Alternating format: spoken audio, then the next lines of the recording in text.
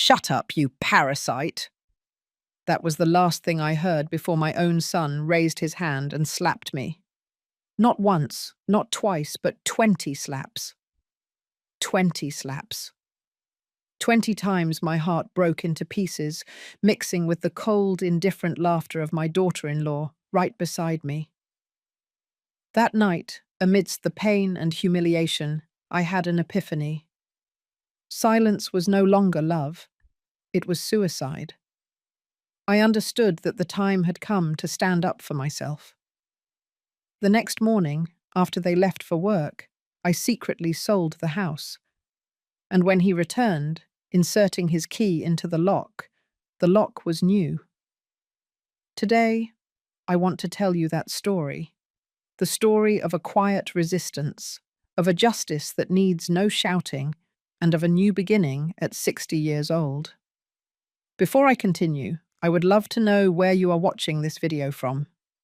Every one of your comments is a heartbeat that connects hearts that feel the same way. And do not forget to subscribe to the channel, because here, every story is a reminder. It is never too late to say, "This life is mine." My name is Olivia. I am 60 years old, and my whole life I always believed that family was everything, the only place where you could find unconditional love. I cherished that belief like a prized possession, guarding it and protecting it. Even when the cracks began to appear in the wall of happiness I worked so hard to build.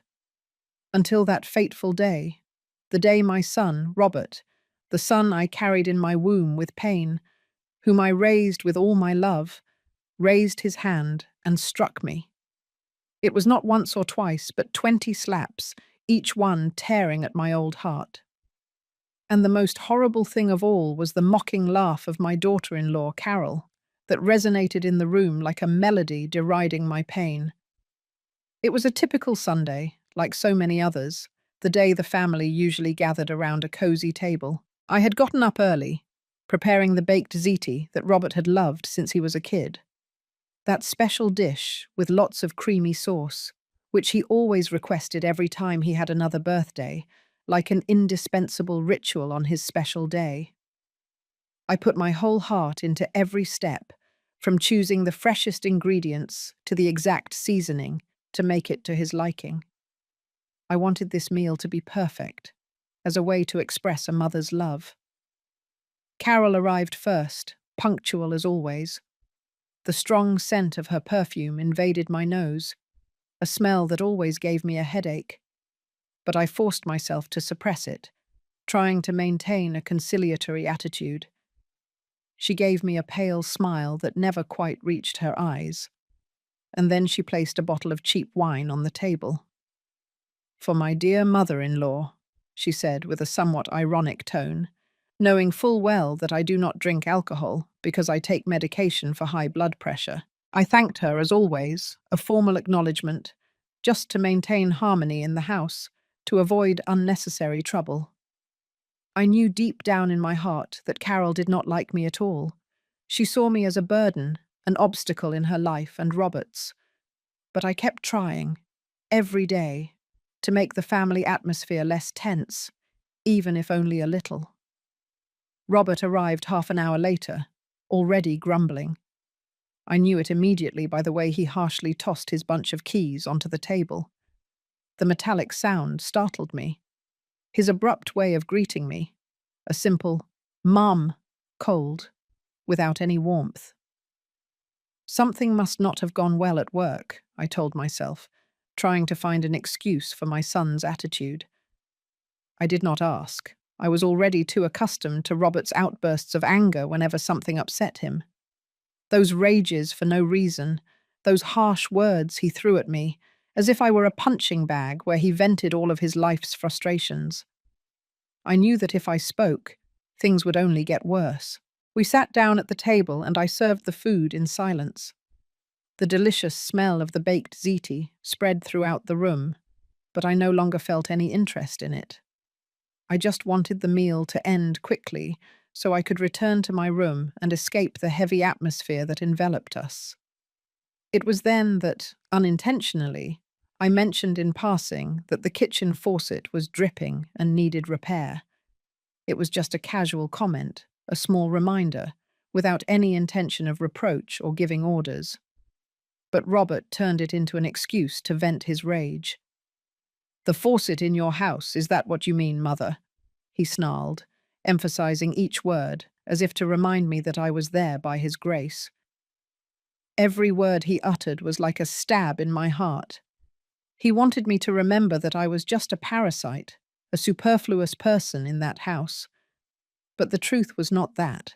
That house had been purchased with the money from the sale of the apartment where I had lived for 30 years after my husband passed away.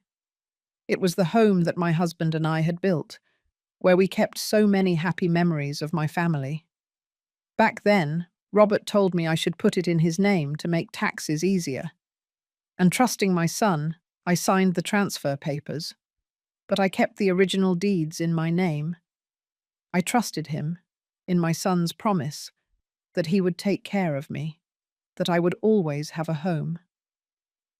"It is just a faucet, my son," I replied softly, trying to keep my voice as calm as possible.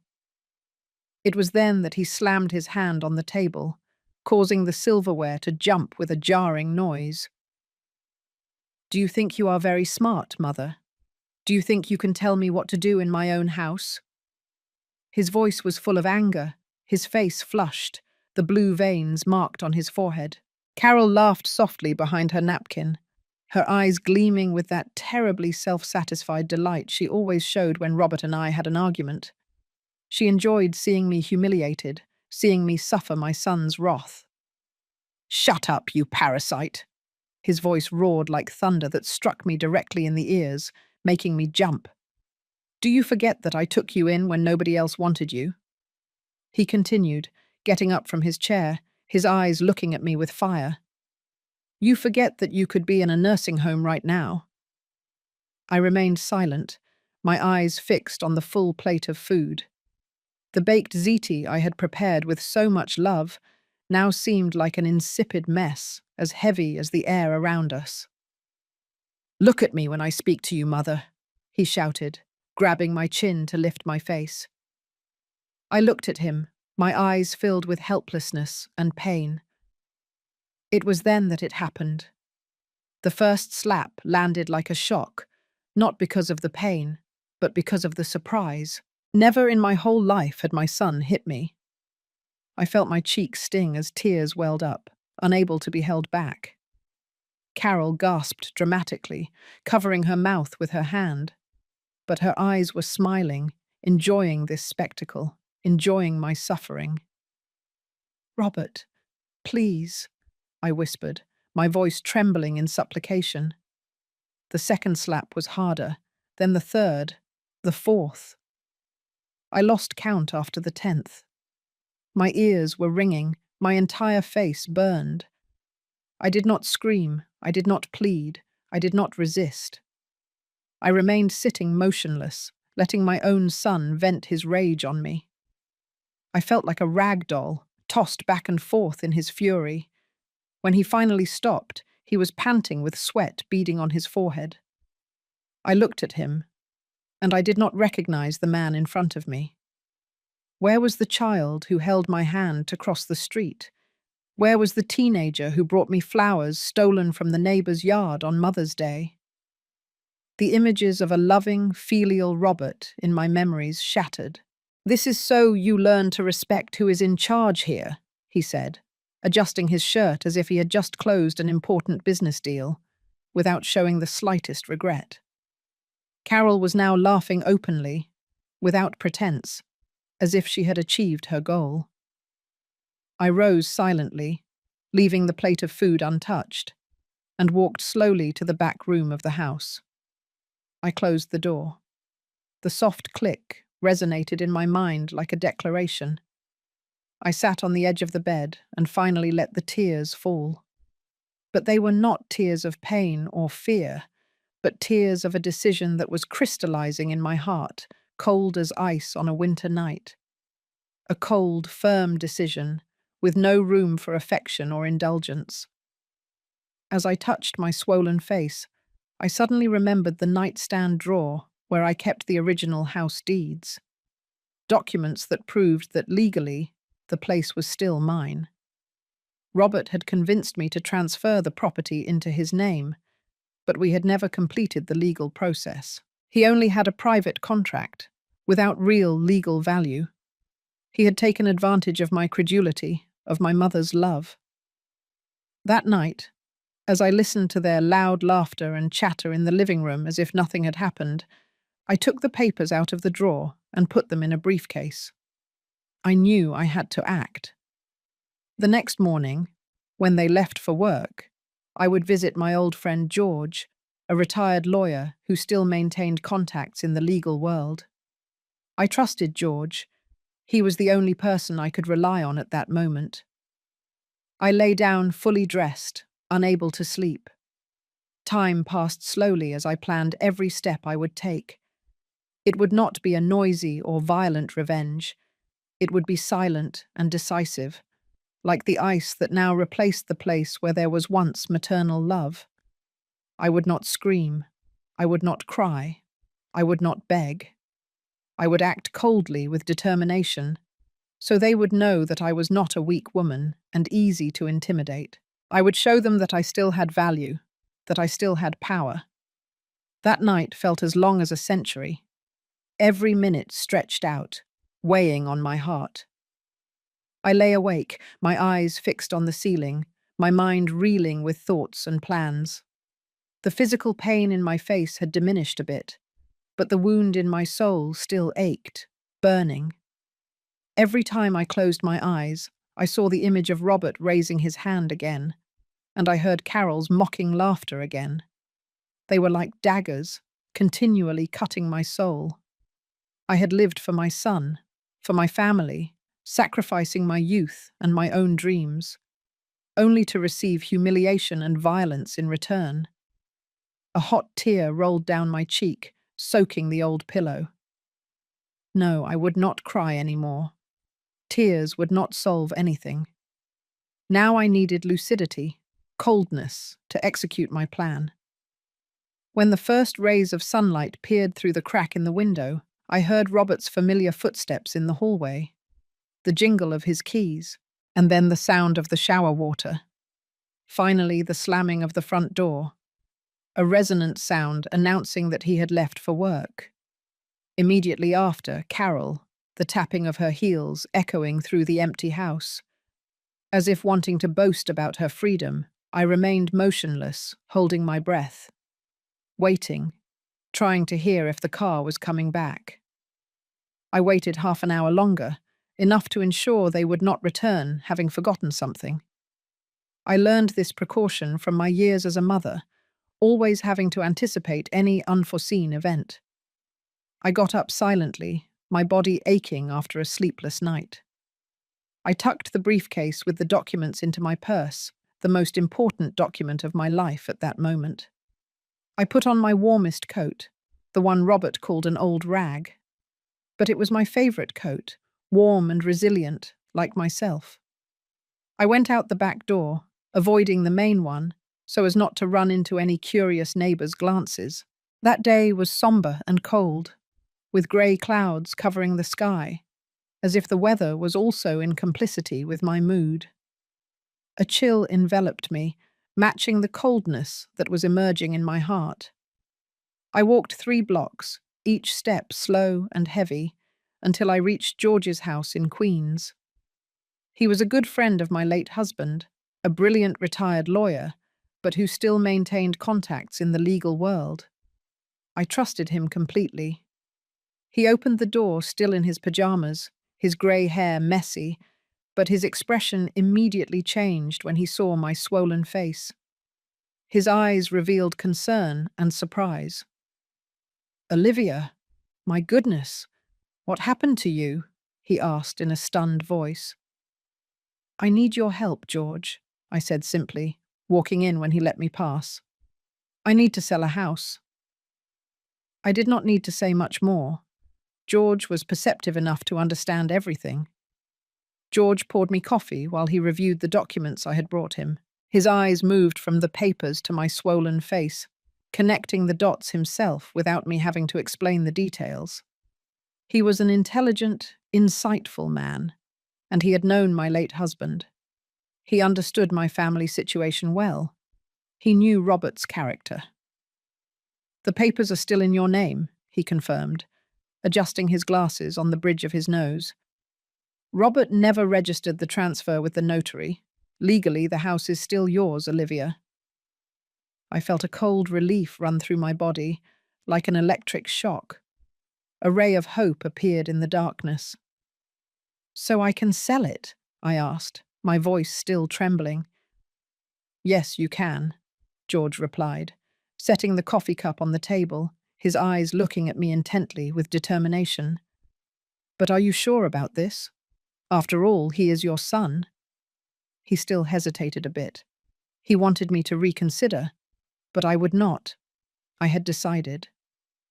I gently touched my swollen cheek, feeling the persistent pain. A son who did this in my own home, in front of his wife, who was laughing at me. "I am sure, George." My words were firm, without the slightest hesitation. I had endured enough. He nodded seriously, understanding my determination. "I know a couple looking for a house in that area, in Forest Hills. They can pay in cash and close the transaction quickly if you want." Hearing this, a flash of light sparked in my mind. "That is exactly what I want," I replied. "I want everything done while they are at work. I want Robert to come home today and find strangers living there." George hesitated, a worried look on his face. "Olivia, this is really just," I finished, not letting him complete the sentence. "Just, George. I am not asking for anything more than what legally belongs to me." He did not argue anymore. Instead, he picked up his phone and began making calls. First to the interested couple, the Masons, then to a notary friend of his in Manhattan, and then to a moving company. George organized everything quickly and efficiently, as if he had done this job 1,000 times. As I watched him arrange everything, I felt relief for the first time in many years, as if a heavy burden had been lifted from my heart. I knew I was on the right path. Time passed quickly, like a torrent carrying away all worries. Before noon, I was already at a notary's office in downtown New York City, signing the last documents to sell the house. My hands did not tremble, my heart did not feel pain, only a strange calm. The buying couple, the Masons, seemed kind and very excited about the sudden purchase. They did not ask about the strange circumstances, perhaps because the discount was too attractive to ask questions, or perhaps they were discreet people who understood that there are stories that should not be questioned. "Can you move in today?" I told them as I handed them the keys, without a hint of regret in my eyes. "The house is furnished, but you can do whatever you want with the furniture. I do not want anything from that place." Mrs. Mason took my hand, her eyes full of understanding. "Thank you for selling us the house. We always dreamed of living in that neighborhood." I did not have the courage to tell her that place was no longer a dream for me, but a nightmare. I just smiled and wished them happiness. "I hope you find good things there, things that I could not find." George accompanied me to the bank to deposit the money from the house sale. This amount, larger than I thought, was the result of my perseverance and saving over the years. "And what will you do now, Olivia? Where will you live?" he asked with a tone of concern. "I have a friend in Santa Fe, New Mexico, who has always offered me a room. I will stay with her for a while until I decide what to do with the money. Maybe I will buy a small apartment for myself," I replied, my voice somewhat dreamy, as if talking about a distant, bright future. In reality, I already knew exactly what I was going to do. A portion of the money would be donated to an organization that shelters women victims of domestic violence. I wanted to help other women who were suffering what I had suffered. I did not want them to live in fear, with the humiliation I had endured. The rest would buy a small farm on the outskirts of Asheville, North Carolina, where I could find the peace I deserved after decades of caring for others. A quiet, serene place where I could live my own life without anyone bothering me. I had dreamed of a place like that for a long time, a place where I could grow vegetables, tend a garden, and live close to nature. As we walked, George suddenly stopped. "Olivia, are you not going to take your personal belongings? Clothes, documents, photos?" he asked with a look of surprise. I shook my head. "I already took the essentials last night. The rest are just objects. I can buy others." The truth was, I did not want anything that reminded me of that life, not even the photos of Robert as a child. The smiling child in the photos had died long ago, replaced by the man who had raised his hand against his own mother. I wanted to erase all traces of that painful past. I wanted to start a completely new life. By noon, the moving trucks had arrived, loading the masons' furniture into the house. George had explained the situation to them, asking for discretion. They agreed to complete the move before 6 hours 0 minutes in the evening, the time Robert usually returned from work. I did not go there to see it. I did not want to see that house anymore. I did not want to witness the scene I had meticulously orchestrated with my own eyes. Instead, I took a taxi to the Port Authority bus terminal and bought a ticket to Santa Fe. While waiting for the bus, I sent a message to my friend, Helen, letting her know I was on my way. "What is going on, Olivia?" she replied almost immediately. "I will tell you when I get there," I responded. But yes, a lot has happened. Sitting in the waiting room, I imagined Robert returning home, putting his key in the lock only to discover that it no longer worked. I imagined his face finding strangers in the living room, the panic in his eyes realizing that he no longer had a place to call his own. A feeling of satisfaction grew inside me, but it was not malice, just a cold justice. Should I feel guilty? Perhaps, but every time that guilt threatened to surface, I touched my still aching face and remembered Carol's laughter.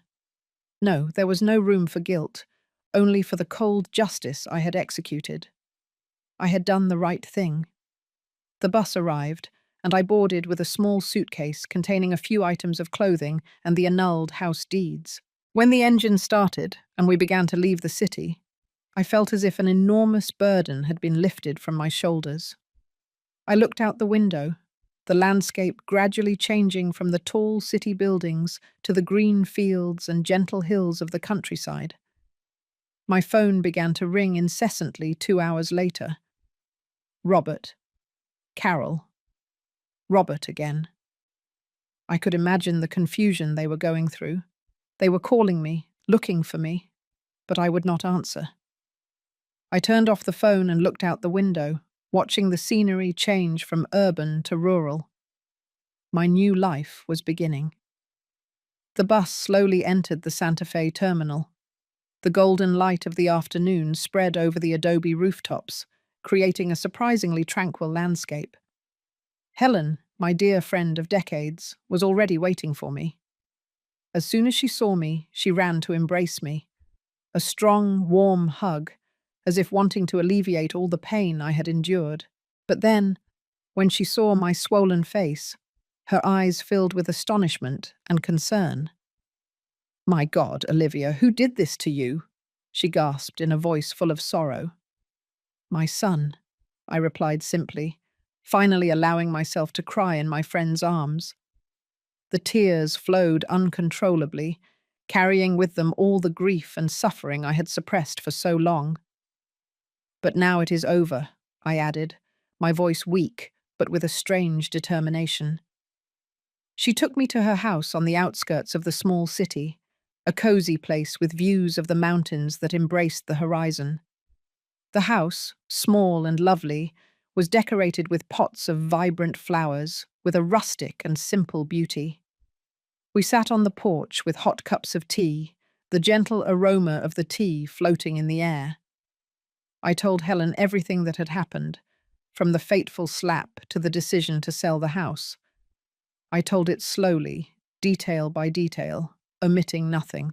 Helen listened attentively, sometimes sighing, sometimes squeezing my hand to show her empathy. "You sold the house while they were at work?" Helen asked incredulously, her eyes still a little amazed. I nodded. The house was mine. It always was. Robert just thought it was his. Helen shook her head, impressed by my determination. "And now what? What are you going to do?" she asked with curiosity in her eyes.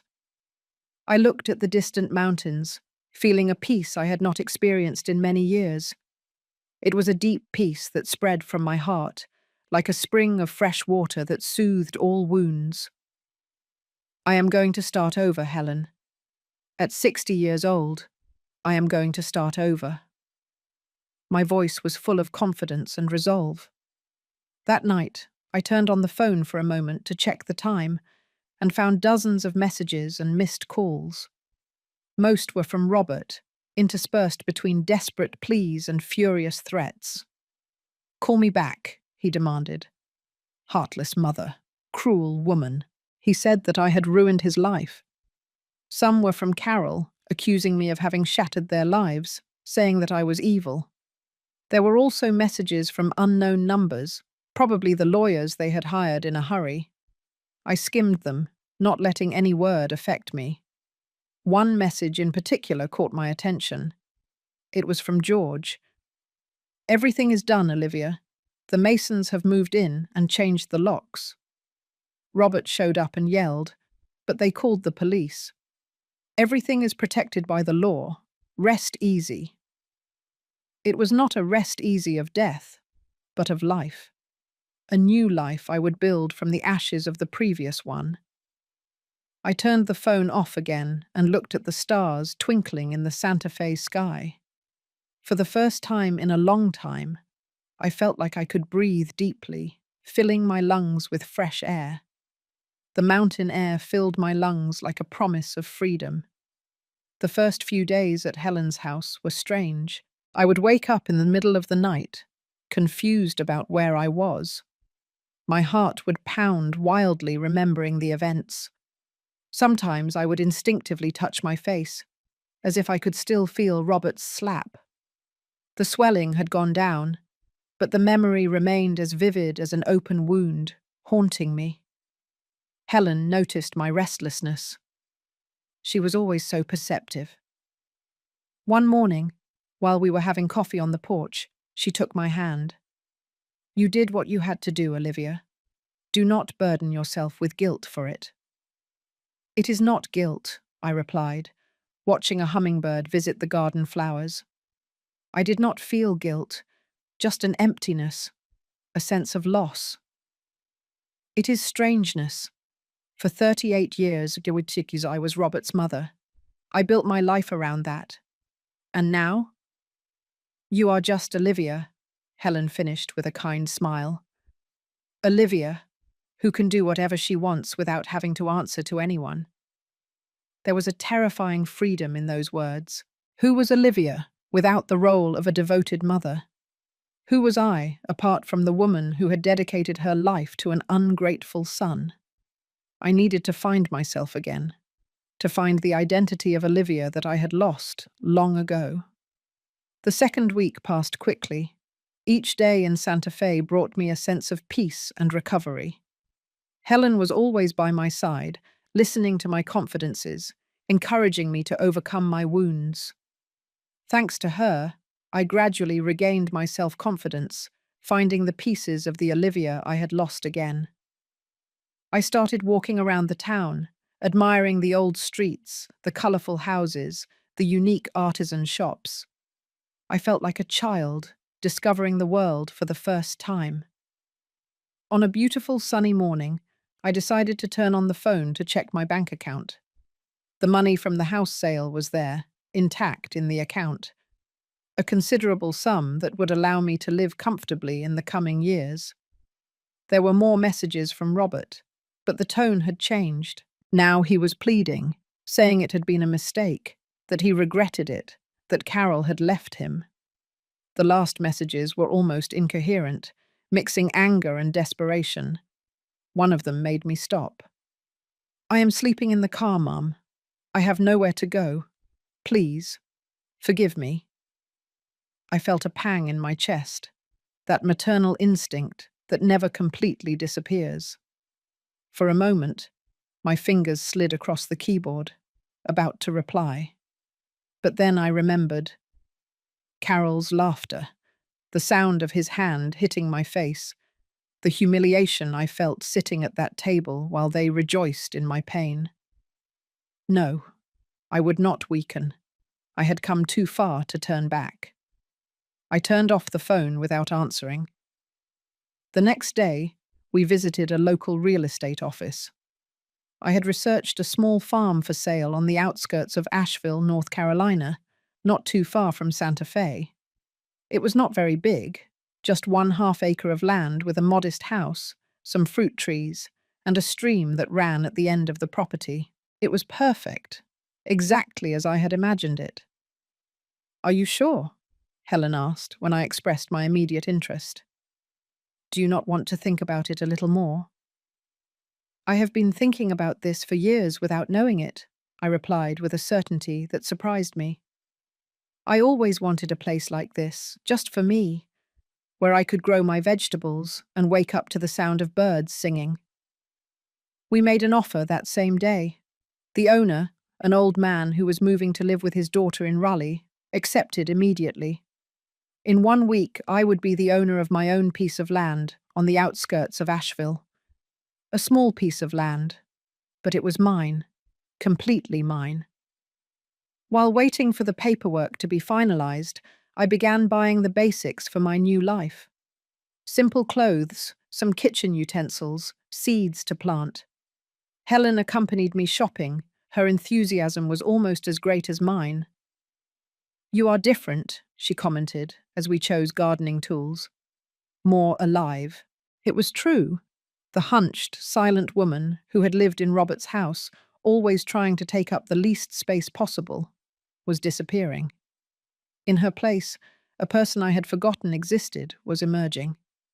Olivia, the one who planned, the one who smiled without fear, the one who chose for herself. I felt as if I was being reborn, living again. I spent time every day planning my garden. I wanted to grow all kinds of vegetables, from tomatoes, peppers, and lettuce to aromatic herbs. I also dreamed of having a small flower garden with all kinds of vibrant flowers. I wanted my house to be filled with the scent of flowers and the light of the sun. I imagined myself sitting on the porch, sipping a cup of hot coffee, gazing at my lush garden, listening to the birds singing. A simple, quiet life, but full of meaning. I also started reading more books. I bought the novels I always wanted to read but never had time for. Books about gardening, about cooking, about history. I wanted to expand my knowledge. I wanted to learn new things. I felt as if I was reliving my youth, experiencing the things I had missed. Each page of a book opened a new world, helping me forget the pains of the past. My determination and resolve grew more and more. I was no longer afraid. I no longer doubted. I knew I was on the right path. I had rediscovered myself. I had found my purpose in life. I was ready to start a new life, a life of which I was the owner. 2 days before moving to my small farm, one quiet morning was suddenly interrupted by the sound of an unknown car pulling up in front of Helen's house. My heart instantly froze. A chill ran down my spine when I saw Robert get out of the car. He looked different, his hair disheveled, unshaven, and deep dark circles under his eyes, as if he had not slept in many nights. He seemed to have aged several years in a few weeks.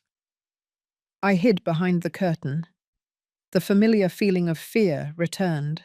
"How did he find us?" Helen whispered, also hidden by the window with a worried look. "He probably called all your friends until he tracked us down," I replied, squeezing her arm to show my empathy. Do you want me to send him away? I took a deep breath, feeling the initial fear give way to a cold calm. No, I will not run away anymore. No, I will talk to him. Helen looked at me, surprised.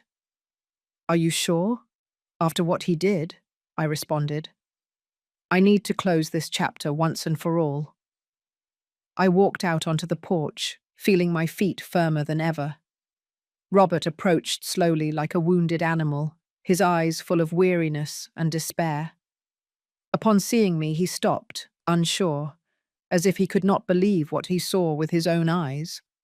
His eyes scanned my face, where the last bruises still remained as vestiges of the storm. Mom, he began with a choked voice, a call that I once loved more than anything in the world. But now it was just a strange sound. I raised my hand to interrupt him. Do not call me that. You lost that right that night.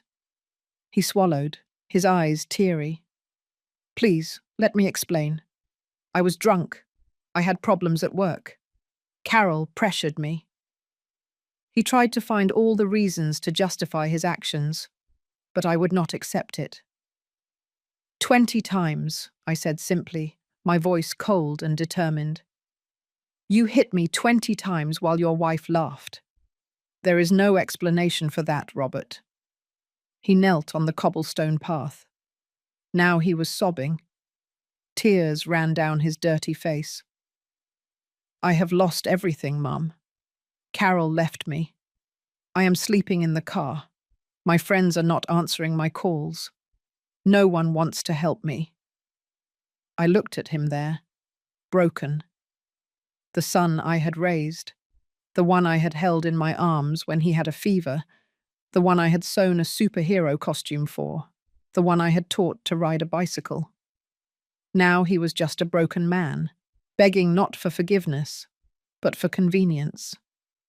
He was not sorry for what he had done, but only for what he had lost. What do you want, Robert? I asked. My voice was now softer, but no less firm. I want to come back, he sobbed. I want my life back. Please, tell the new owners it was a mistake, that you could not sell the house. And that was the truth. It was not genuine remorse.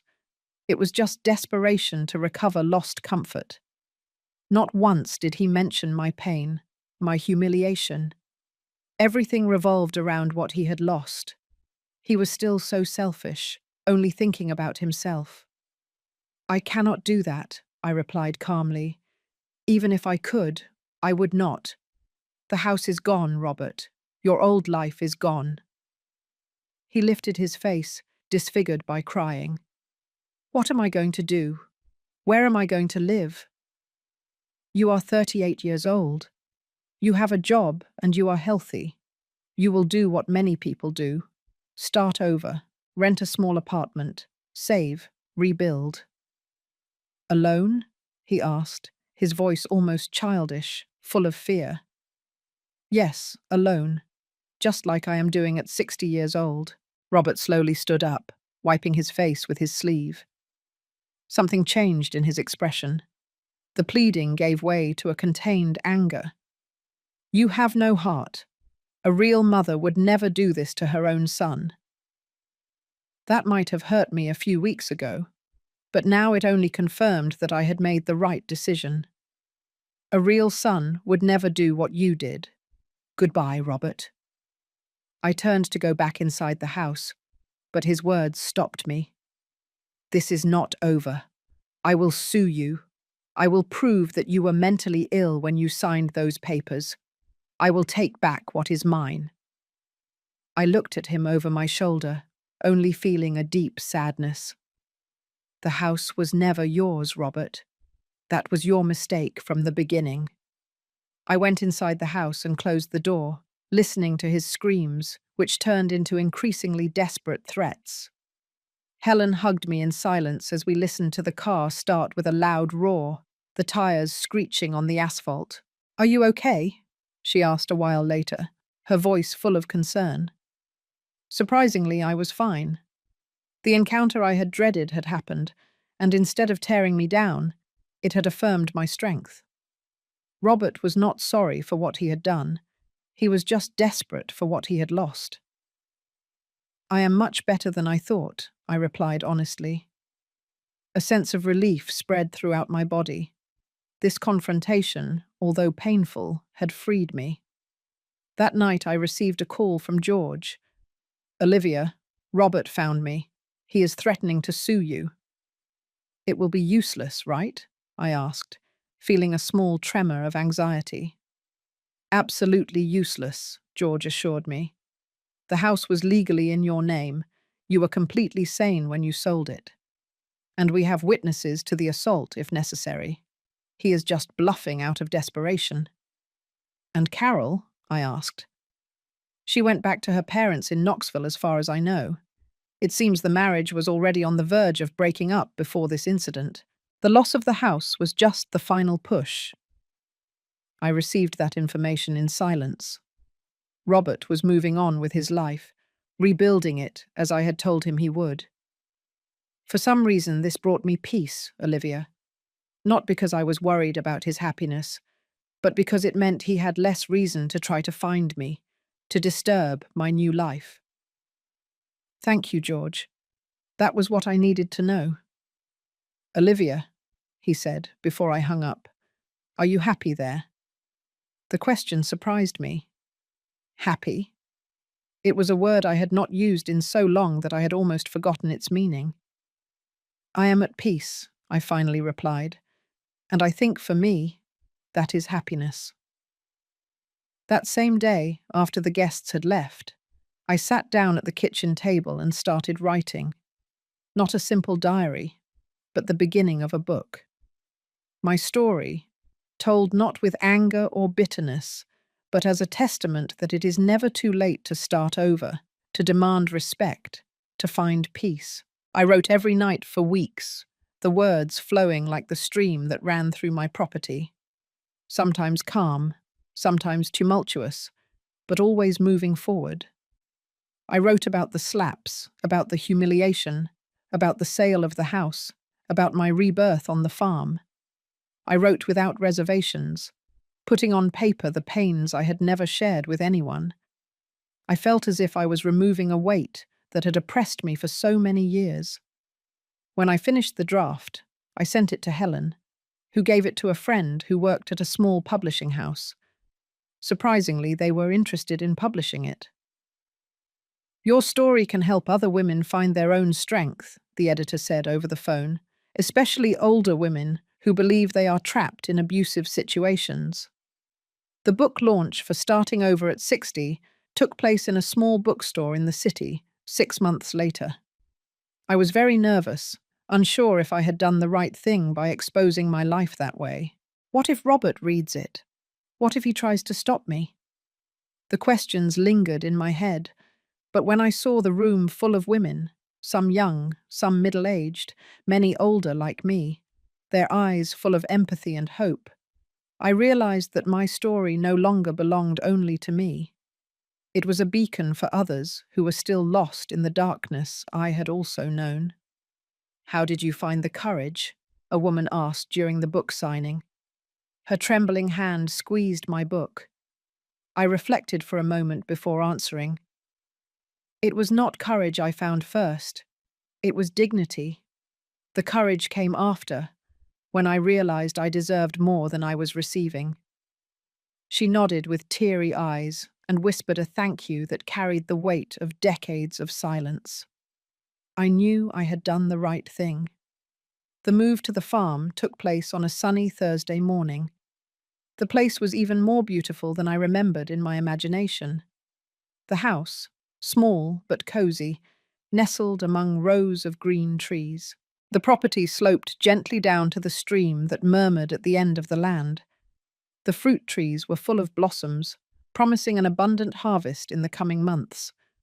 The scent of damp earth and wild flowers mixed, creating a gentle, fresh, and pure aroma. I took a deep breath, feeling the peace infiltrate every cell. Helen insisted on staying with me for the first few days. helping me organize some furniture I had bought and plant the first seeds in the vegetable garden we had created. Together we dug the earth, planted the seeds, watered, and chatted about the past and future plans. Those simple moments brought me a joy I had lost long ago. At night, we sat on the porch in the newly bought rocking chairs, sipping chamomile tea and watching the fireflies dance among the trees, creating a magical scene. "It is strange," I commented on the third night as we watched the stars. "I have spent so much of my life caring for others that now I almost feel guilty about only taking care of myself." Helen smiled, her eyes full of understanding. "You deserve it, Olivia. You always have." Her words were like a balm, soothing my inner anxieties. The day Helen returned home, I felt a knot in my chest. Was I really ready to live alone, away from everything and everyone? The farm was 20 minutes by car from the nearest town, and I did not have my own car yet. "I will be close," Helen assured me as she said goodbye, "and I will visit whenever I can. Besides, you will meet the neighbors soon. They are good people around here, in the Asheville countryside." When her car disappeared down the dirt road, I sat on the porch and observed my small kingdom. The loneliness I feared did not arrive. Instead, I felt a deep peace, as if I had finally found my place in the world. This is where I belong. In the following weeks, I established a simple routine, waking up with the sunrise, brewing a strong cup of coffee, and tending the garden before the heat of the day became intense. The first seedlings had already begun to sprout: lettuce, carrots, tomatoes, aromatic herbs. Seeing these small lives grow under my care brought me a satisfaction I had never experienced before. I felt like a real farmer, enjoying every moment of connection with nature. Then I would spend a few hours exploring the property, discovering its secrets. I found an old apple tree hidden among other trees, a small stone bench near the stream that the previous owner must have built, and even a hummingbird nest in a flower bush near the kitchen window. In the evening, I read the books I always wanted to read but never had time for. Novels, biographies, books about gardening and cooking, or I simply sat on the porch with my notebook, writing my thoughts, memories, plans for the future. It was like rediscovering a version of myself that had been silenced for decades. Olivia was not Robert's mother. She was not my late husband's wife. But Olivia, an independent woman, free, living her own life. The closest neighbors, the Johnson family, came to introduce themselves after a week, a retired couple who grew heirloom tomatoes on a larger farm, about 1 mile away. They brought homemade bread and peach jam as a welcome gift. "If you need anything, do not hesitate to call," Mr. Johnson said with a kind smile. "Here in the country, we look out for each other." His wife invited me to a Sunday dinner, where I met other neighbors in the area, simple, sincere people who welcomed me without asking about my past. It was refreshing to be simply Mrs. Olivia of the new farm, instead of Robert's mother, or the woman assaulted by her son. I felt accepted, loved, and being myself. One afternoon, while I was picking some aromatic herbs for dinner, I heard the sound of a car approaching down the dirt road. My heart instantly raced. A chill of fear ran down my spine. Could it be Robert? Had he found my address? I dropped the basket of herbs and ran to the house, anxiously peering out the window. It was just the mail carrier, delivering a package that Helen had sent, flower seeds we had not found in this area. I breathed a sigh of relief, but I realized that the fear was still there, latent beneath the surface of my new life, like an indelible shadow. At night, sitting on the porch with a cup of chamomile tea, I reflected on that fear. I had rebuilt my life, found peace, and even a new community that had welcomed me, but I still feared the sound of unknown cars. Robert still had that power over me, and I decided I would not allow it. I did not want to live with fear anymore. The next morning, I called George. "I need to know how he is," I told him bluntly, without mincing words, not out of maternal concern, but for the peace of my spirit. George was silent for a moment, as if weighing his words. Robert dropped the lawsuit, Olivia. He consulted several lawyers, and they all said the same thing. It is useless. As far as I know, he rented a small apartment on the outskirts of Raleigh and is trying to rebuild his life. "And Carol?" I asked. "She went back to her parents in Knoxville, as far as I know. It seems the marriage was already on the verge of breaking up before this incident. The loss of the house was just the final push." I received that information in silence. Robert was moving on with his life, rebuilding it as I had told him he would. For some reason, this brought me peace, Olivia. Not because I was worried about his happiness, but because it meant he had less reason to try to find me, to disturb my new life. "Thank you, George. That was what I needed to know." "Olivia," he said before I hung up, "are you happy there?" The question surprised me. Happy? It was a word I had not used in so long that I had almost forgotten its meaning. "I am at peace," I finally replied. "And I think for me, that is happiness." That same day, after the guests had left, I sat down at the kitchen table and started writing. Not a simple diary, but the beginning of a book. My story, told not with anger or bitterness, but as a testament that it is never too late to start over, to demand respect, to find peace.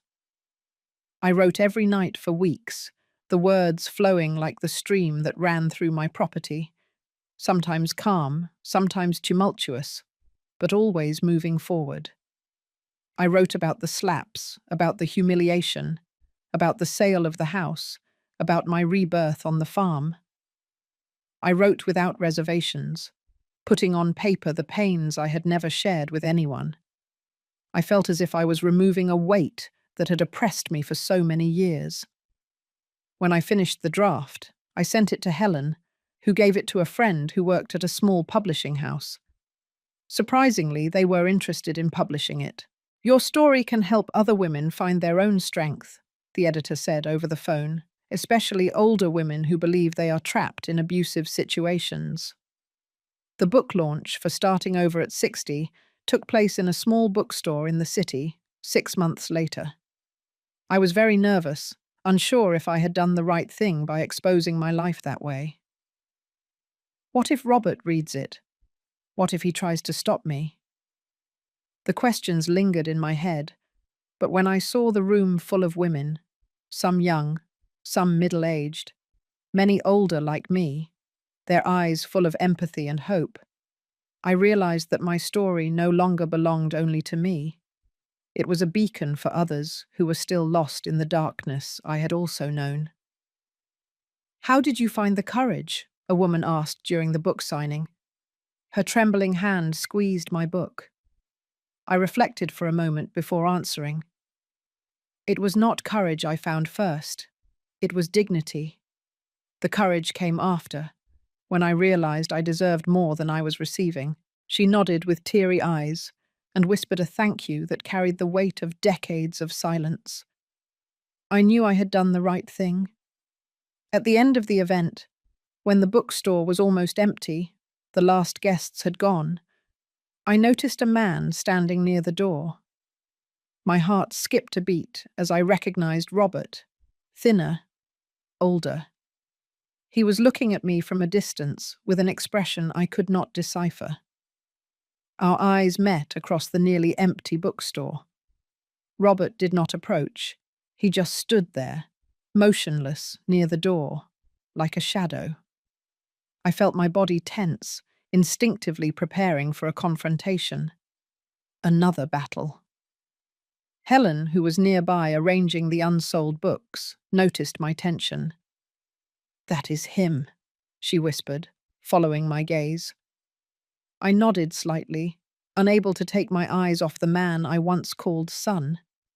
He looked different, not just thinner, but somehow smaller, as if he had shrunk inside his own clothes. The arrogance that always accompanied him had disappeared, replaced by weariness and a hint of something that could be called humility. "Do you want me to send him away?" Helen offered, her voice protective. "No," I replied, surprised by my own calm. "It is okay." I got up and walked slowly towards him, feeling strangely strong in my new dress. A gift I had bought myself with the first advance from the book. Robert remained motionless, his eyes registering my every step as if he were seeing a ghost. I stopped a few feet from him, maintaining a safe distance. Not out of fear, I realized, but out of choice, out of respect for my own boundaries. "Hello, Robert," I said simply, my voice not trembling. He swallowed, his eyes scanning my face, my posture as if trying to reconcile the confident woman in front of him with the submissive mother he had known. "Mum, you look different," he finally commented. His voice was soft and uncertain, like that of a child noticing a change in an adult for the first time. "Yes," I confirmed. There was no need for further explanation. He was holding a copy of my book. I noticed it. The edges were a little curled, as if he had read it several times. "I came to give you this," he said, holding out a white envelope. "It is not much, but it is all I can afford for now." I looked at the envelope without taking it. "What is this?" "Money," he replied, still holding out the envelope. "I started saving after reading your book, a little each month to compensate for the house." The surprise left me momentarily speechless. Of all the things I imagined Robert might want, this had never occurred to me. "I do not need your money," I finally replied. "I know," he said, lowering the hand with the envelope, "but I need to give something back to you. Please." There was something in his voice, not manipulation or self-pity, but a genuine need. I realized it was not about the money. It was about recognition, about taking responsibility. "What do you really want, Robert?" I asked bluntly, my eyes fixed on his. He looked at the floor for a moment. Then he looked back at me, his eyes surprisingly clear, without the darkness from before. "I want to say that I read your book 3 times. I want to say that you were right to do what you did. I want to say that I am sorry, not for losing the house, but for what I did to you, for the slaps, for the humiliation." He paused, taking a deep breath. "And I want to say that I understand if you never forgive me." I was not prepared for this. I had imagined Robert angry, threatening, even seeking revenge, or pitiful, asking for financial help. But not this calm, thoughtful version, who seemed to have truly understood the weight of his actions. "Where do you live now?" I asked, changing the subject as I processed his words. "I rented a small apartment near work," he replied. "Nothing special, but it is what I can afford here in Raleigh." "And Carol?" A sad smile appeared on his face. "She left when she realized there was no longer a big house or a comfortable bank account. In fact, it was the best thing that could have happened." We were silent for a moment. Helen kept her distance, but I could feel her attentive gaze, ready to intervene if necessary. "Your book," Robert continued, gently lifting the copy. "It is very powerful. It hurt me a lot to read it. A lot. But I needed it. I never saw things from your perspective before." "Most abusers do not," I replied, surprised by the analytical coldness of my voice. It was not cruelty, just an observation. "I know I do not deserve anything from you," he said. His voice trembled. I just want you to know that I am trying to be a better person. I am in a group for men with a history of violence. I am learning. I looked at him, really looked at him.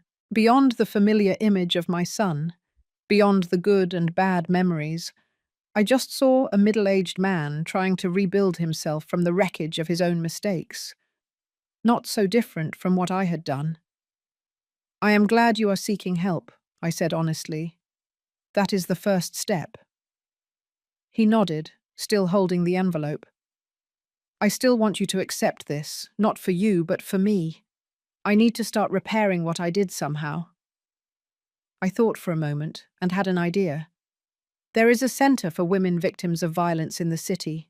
It is called the New Dawn House. His eyes widened a little in understanding. That is where you donated part of the money from the house sale, right? It is in the book. I nodded. They need more than I do. He put the envelope in his pocket, accepting my suggestion. I will do it tomorrow morning. Another silence, less tense this time. Your farm? He commented, referring to the descriptions in the book. It sounds like a beautiful place. It sounds like you are happy there. I am happy, I confirmed. I found my place. I want to, he began. No, forget it. What? Nothing. I have no right to ask you for anything. I understood what he meant, even without him finishing the sentence. He wanted to visit me, to see where I lived, perhaps try to rebuild some kind of relationship. But he was right. It was too soon. Maybe it always would be. I have to go, he finally said, noticing my silence. I just wanted to see you and tell you this in person. Your book will help many people. You are stronger than I ever imagined. It was the most sincere thing Robert had said to me in his entire adult life. Not manipulation or flattery in exchange for something. Just a simple truth, expressed without expectations. Thank you for coming, I replied, surprising us both. And good luck in Charleston, South Carolina. He nodded, an almost imperceptible movement, and then turned to leave. At the door, he stopped and looked back one last time. Mom! Olivia! I am truly sorry. And then he was gone, leaving only the soft jingle of the bookstore bell behind him. Helen immediately approached. Are you okay? What did he want? I took a deep breath, feeling a strange mix of emotions I could not name. It was not forgiveness, it was too soon for that. It was not reconciliation. Some bridges, once burned, cannot be rebuilt. It was something more subtle, more complex. He wanted to acknowledge what he did, I finally replied. And I think he also needed to see that I am okay. And are you okay? Helen asked, looking for signs of distress on my face. I thought about my current life, the quiet farm with the murmuring stream, the chickens scratching happily in the yard, the caramel-coloured dog named Popcorn, who greeted me every morning with boundless enthusiasm, the meals shared with the neighbours, the quiet nights writing under the table lamp. I am better than ever, I replied honestly. A sense of peace had completely taken hold of me. My small farm was thriving more every day. The vegetable garden not only provided me with enough food, but also allowed me to trade vegetables for fresh eggs, homemade bread, and milk with the neighbours. The fruit trees began to bear their fruit, and I learned to make jams and preserves with Mrs. Johnson. I bought some chickens for fresh eggs, and adopted a caramel-coloured mixed-breed dog named Popcorn, who became my faithful companion. One morning, Helen visited me along with Martha, the director of the women's shelter in Asheville. Martha came to thank me for the anonymous donation, the money that had helped repair the roof and buy new beds for the children. I was touched. I only wished it would help other women find their strength. Martha and Helen praised my bravery, something I did not believe I possessed. But seeing the gratitude in Martha's eyes, I realized that my story could have meaning for others. 2 years later, I decided to host a Sunday dinner to celebrate, inviting Helen, the Johnson family, Martha, and a few women from the support group, including Eleanor.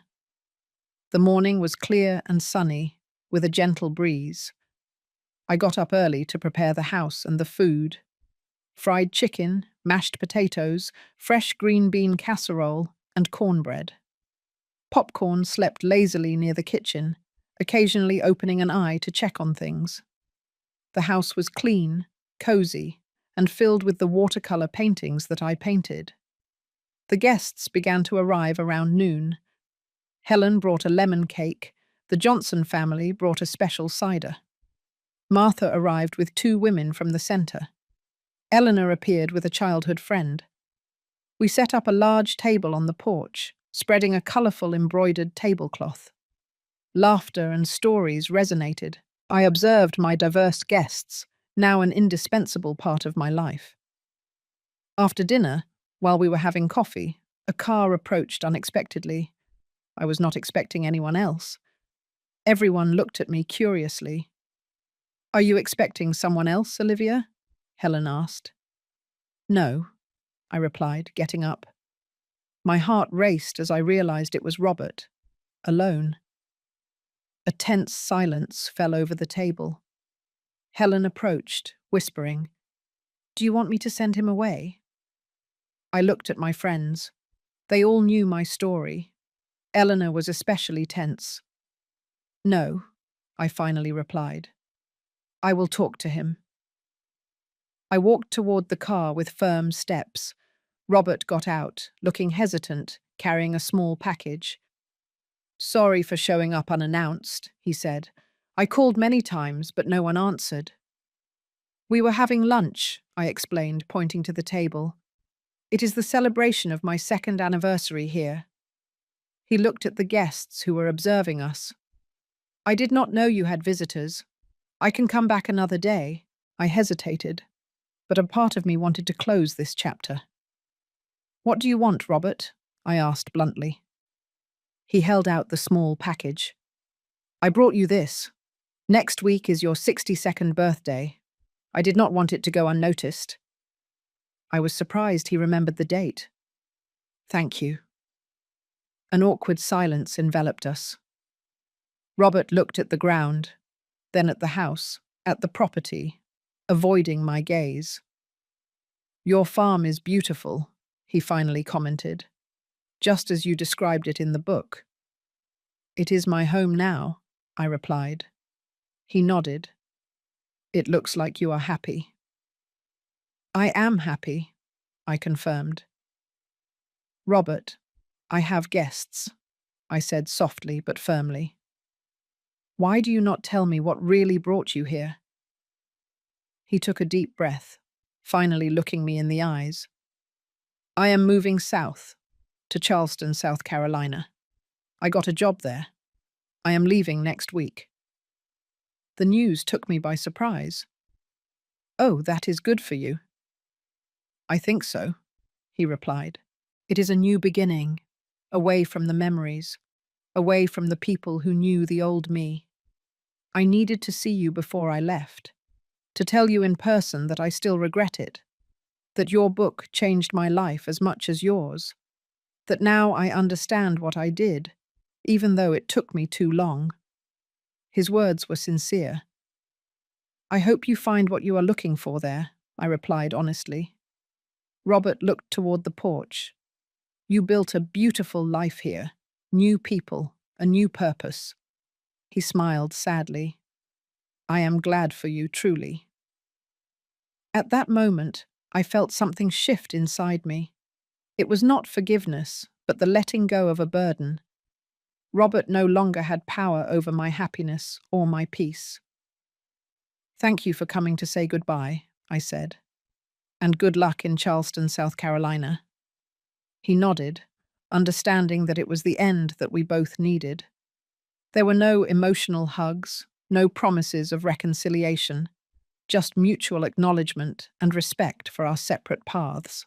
"Goodbye, Olivia," he said, using my name. Goodbye, Robert. He got into the car and drove away. I stood there, watching until the car disappeared. The small gift was still in my hand. When I returned to the porch, everyone was looking at me. "Are you okay?" Helen asked. "Yes," I replied, returning to my seat. "He came to say goodbye. He is moving south." "And that is the end?" Eleanor asked softly. "I think it is a fitting end. Not dramatic, not cinematic. Simply sufficient." There were murmurs of understanding. "What did he bring you?" Helen asked, pointing to the package. "I do not know," I replied, starting to carefully open it. Inside there was a carved wooden box, and in it my grandmother's gold wristwatch, then my mother's, and finally mine. "I found it among the things that were left," a small note said. "I know how much it means to you. I am sorry for everything." I gently touched the watch. "It was part of my history. It is my grandmother's," I explained. "How wonderful that it has returned to you," Mrs. Johnson commented softly. I put the watch on my wrist. The rest of the afternoon passed in a lighter atmosphere. Robert's unexpected visit had simply added a final note. I did not know what was needed. The laughter returned, and as the sun began to set, I felt complete. After the last guest left, I sat alone on the porch with popcorn. My grandmother's watch shone softly, marking the time. Thinking about the 2 years that had passed, I realized how far I had come. The woman who trembled under her son's slaps had transformed into someone I barely recognized. She was the person she always should have been. At 62 years old, I had rebuilt not only a life, but an identity. An identity not based on sacrifice or family obligations, but on conscious choices and healthy boundaries. I had discovered that it is never too late to say no to disrespect, no to violence, no to relationships that wear us down. And perhaps most importantly, I had discovered that it is never too late to say yes to yourself. The sun completely disappeared. I got up, called popcorn, and went into the house that I had truly made my own. Tomorrow would be another day in my new life. A life I had conquered, not just by surviving the slaps, but by finding the courage to respond to them not with more violence, but with a cold, precise determination that had changed everything. As I prepared for sleep, I thought about the words "starting over," the title of my book, the theme of the support group, the essence of a better life. Starting over does not mean erasing the past or pretending the wounds never existed. It means building something new and better on the scars, using them as a foundation instead of allowing them to become a prison. Robert was starting over in Charleston, South Carolina. Eleanor was starting over on the coast of South Carolina. Other women were starting over at the shelter, in small city apartments, in new relationships. And I had started over here, among the apple and peach trees, with a caramel-colored dog and a murmuring stream, surrounded by people who saw me for who I am, not for what they could get from me. Time had taught me that revenge does not need to be noisy or violent to be effective. Sometimes the best response to cruelty is simply refusing to be diminished by it. To build a life so full and joyful that the people who tried to destroy us become irrelevant. Not out of hatred, but out of maturity. This is my truth at 62 years old. That life can bloom most gloriously after a devastating storm. That the strongest roots often grow in earth that has been completely turned over. That it is never, ever too late to say, "This life is mine." And to any woman who is listening to my story, whether young or old, trapped in abusive relationships or just beginning to recognize the warning signs, my message is clear. You deserve respect. You deserve peace. You deserve a life that is truly yours. And if I, at 60 years old, could find the courage to start over after decades of submission, you can too. No matter your age, your financial situation, or your fears, the first step is the hardest. But every step after that will become a little easier, until one day you find yourself walking, no, dancing, towards a freedom you did not even know existed.